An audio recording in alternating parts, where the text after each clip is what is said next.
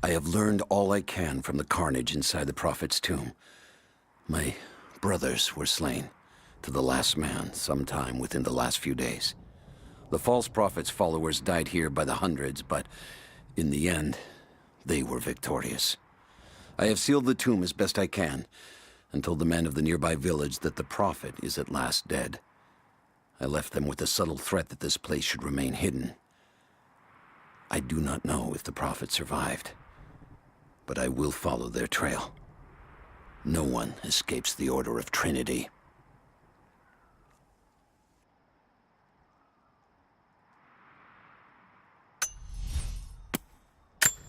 The Prophet and his followers have been traveling under cover of night, a crooked trail around the border of the Eastern Empire.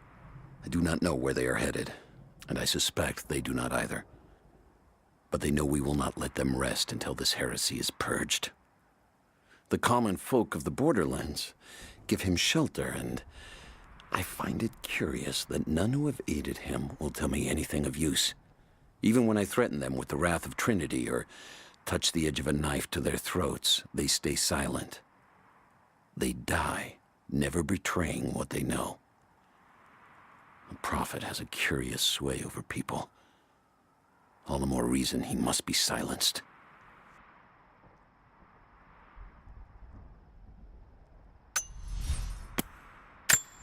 The fugitive Prophet has crossed out of the Empire and now turns north.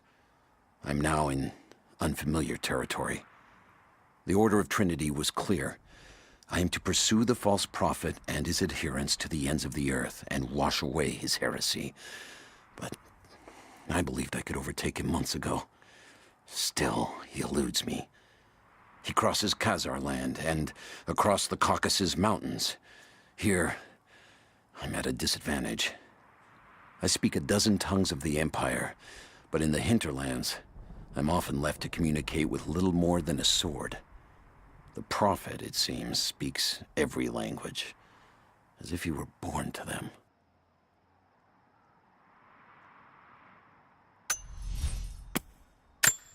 He's passed through the lands of the Rus. I cannot shake the feeling that he's taunting me, waiting until I'm a day's ride away before moving on. I will not be home before the winter, as I hoped. I've stopped at a small village by a glassy lake they called Svetloyar. The Prophet spoke here, and now the villagers refuse me lodging. I slept on the banks of the lake, where a young man bearing a crude version Prophet's icon tried to kill me as I dozed. I made an example of him, and now the people fix me with the evil eye, spit at me as I pass. I must move on soon. His sickness spreads.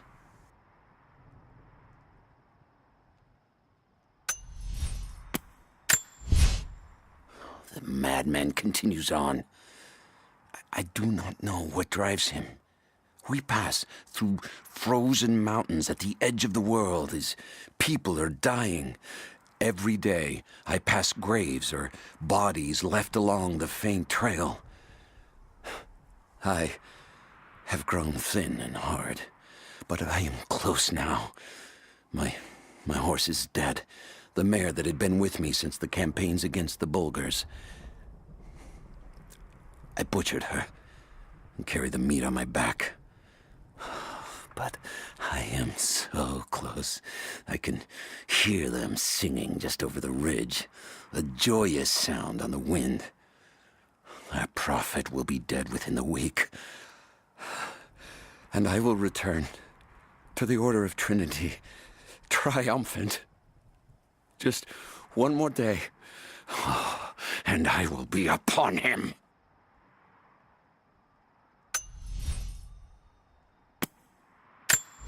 I thought I had died.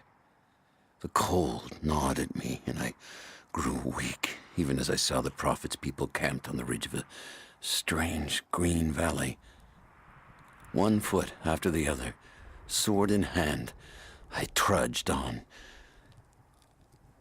I meant to charge, battle cry on my chapped lips, when consciousness fled and I collapsed into the arms of heretics. They know who I am. They have been expecting Trinity. They do not have much. But they fed me, kept me warm until I could walk again. The Prophet told me I could leave whenever I desire, but they have taken my blades.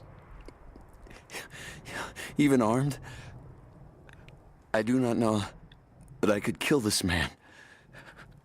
I have failed the Order. I have failed myself, but I live.